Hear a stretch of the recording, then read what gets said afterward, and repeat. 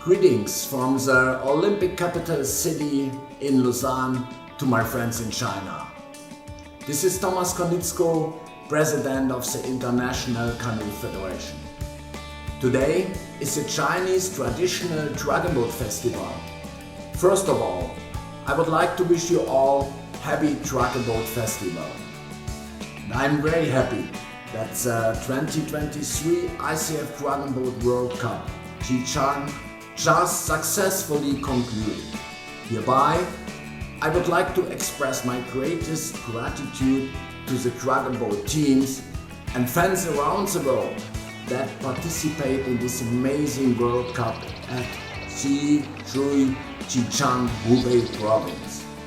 Yichang is the hometown of Dragon Boat.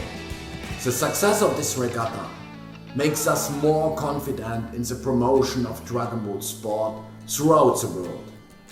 It is also expected to see more future ICF Dragon Boat World Cups to be held in China.